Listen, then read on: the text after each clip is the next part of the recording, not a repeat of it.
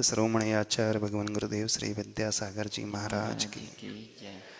अभी जब हम कुंतलगिरी आए 2 दिन हुए हैं, लेकिन एक मैसेज बहुत तेजी से वायरल हो रहा है। अभी आज सवेरे हमें किसी ने आकर के बताया कि महाराज श्री उत्कृष्ट सागर महाराज जी ने समाधि की घोषणा कर दी है और वीर सागर महाराज जी, उत्कृष्ट सागर महाराज जी की समाधि कराने के लिए आए हैं और इसी चतुर्मास में उनकी समाधि हो जाएगी और उन्होंने समलेखना का संकल्प ले चुके हैं। तो हम उन सभी लोगों से कहना चाहते हैं, यदवा तदवा अफवाहें ना फैलाएं।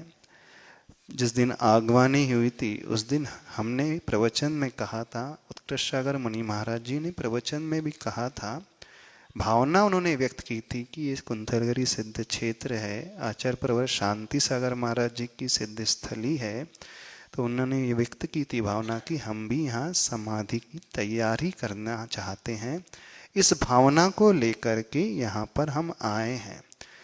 तो ऐसा नहीं है कि उन्होंने संकल्प ही ले लिया है कि शरीर को छोड़ना ही है, ऐसा संकल्प नहीं होता है।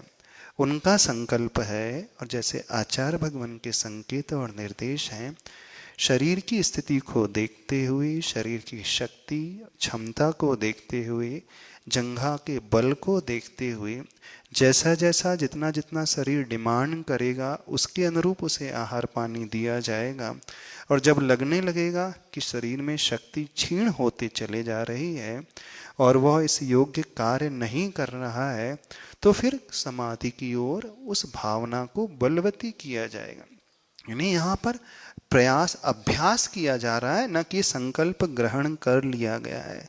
कुछ लोग हमारा भी वीडियो काट करके एडिट करके और मुनि श्री उत्कृष्ट सागर महाराज जी के प्रवचन को भी एडिट कर करके मिला करके चला रहे हैं, और वो इस प्रकार से चलाने की कोशिश कर रहे हैं, यानी हल्की पब्लिसिटी लेने की कोशिश कर रहे हैं और बिग ब्रेकिंग न्यूज़ बना करके डाल रहे हैं कि इस कुंतलगिरी सिद्ध क्षेत्र में तो उत्कृष्ट महाराज जी ने तो संलेखना की घोषणा ही कर दी है। हम सबसे कहना चाहते हैं, अभी उन्होंने कोई संलेखना की घोषणा नहीं की है, समाधि की घोषणा नहीं की है। हाँ, संलेखना की तैयारी, यानी वह तैयारी जहाँ कषायों को भी क्रश किया जाएगा और काय को भी क्रमशः क्रश किया जाएगा, ऐसी भावना उनकी है। तो यह भावना है और ऐसा संकल्प नहीं है। और एक मुनि श्री भास्वत सागर जी के बारे में भी कहा जा रहा है कि वो भी यहाँ 2-3-2.5 महीने में 3 महीने में संलेखना ले ही लेंगे। तो हम सभी से कहना चाहते हैं, इस अफवाह को बिल्कुल नज़रअंदाज कर दे, ऐसा कुछ भी नहीं है। जैसा आचार्य भगवान का संकेत होगा उसी के अनुरूप उनकी साधना चलेगी और उसी की साधना के अनुसार। तो वो 4 महीने से बंधे नहीं है, वो 4 साल तक भी है और 12 साल तक भी हो सकती है। कहने का अभिप्राय है, आयु कर्म को नष्ट नहीं करना है, शरीर की जो काय और कषाय हैं उनको क्रश किया जाता है। यदि कोई आयु कर्म को ही नष्ट करने की बात करे तो वह संलेखना नहीं है, बहुत एक प्रकार से आत्मघात माना जाता है। तो यहाँ आत्मघात की कोई बात नहीं चल रही है।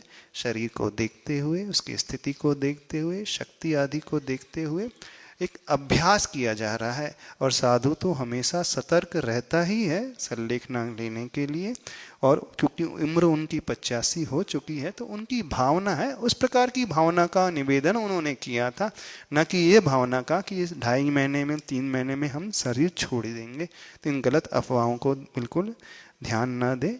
बढ़िया अच्छे से उनका शरीर शांत दे रहा है, अच्छे से आहार कर रहे हैं, अच्छे से सारे आवश्यक कर रहे हैं, सारी साधना कर रहे हैं, जागृति उनकी है और अच्छा सा उनका पूरा विहार हुआ है।